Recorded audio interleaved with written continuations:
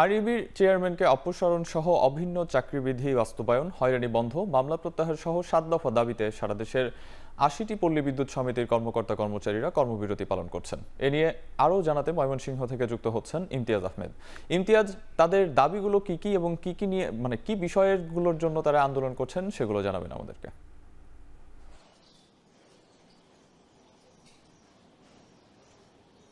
সাহাব, মূলত ৮০টি পল্লী বিদ্যুৎ সমিতি সারা দেশে তাদের কর্মকর্তা কর্মচারী তারা কিন্তু ৭ দফা দাবিতে অনড় রয়েছেন এবং তারা তাদের কর্মবিরতি পালন করে যাচ্ছেন। তবে যে বিষয়টি আমরা আসার পরে দেখতে পেরেছি যে গ্রাহক সেবা, বিশেষ করে বিদ্যুৎ লাইন সচল রাখা থেকে শুরু করে বিদ্যুতের যে যারা বিদ্যুৎ বিল দিতে আসছেন তাদের বিদ্যুৎ বিল পরিশোধ করা এবং দাপ্তরিক যে কাজকর্ম সেগুলো কিন্তু সচল রয়েছে। আমরা দেখতে পাচ্ছি যে অনেকগুলো ট্রান্সফরমার এখানে পড়ে আছে।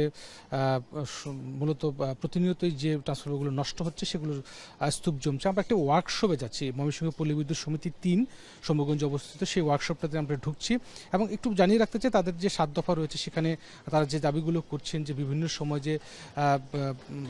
যে কর্মকর্তা কর্মচারী যারা বদলি হয়েছেন, সাময়িক বরখাস্ত হয়েছেন, চাকরিচ্যুত হয়েছে, তাদের চাকরিতে ফেরত আনা, সব পদে ফেরত আনা থেকে শুরু করে আমরা দেখতে পেরেছি যে বিভিন্ন সময় যারা মেসেঞ্জার কাম রিডার রয়েছেন তাদেরকে নিয়মিত করা সহ বিভিন্ন সংস্কার তারা দাবি জানিয়েছেন। এবং যেটা বলতে চাচ্ছি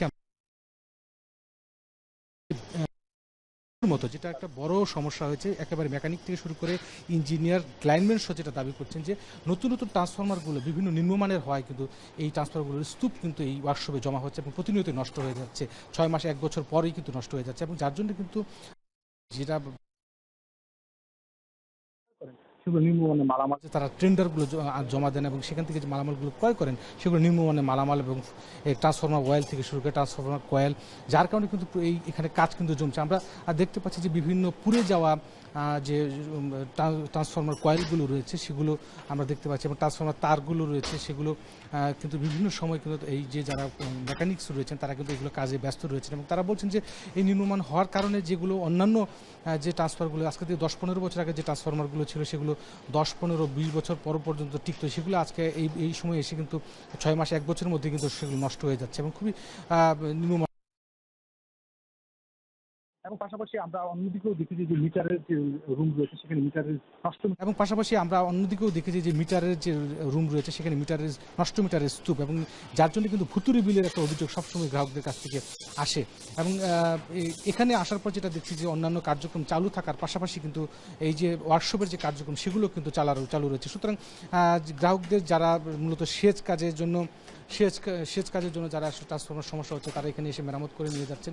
সব মিলিয়ে কর্মকর্তা কর্মচারীরা যেটা বলছেন, আমরা অনেক চেষ্টা করেও কিন্তু কারো কোনো বক্তব্য আমরা নিতে পারিনি।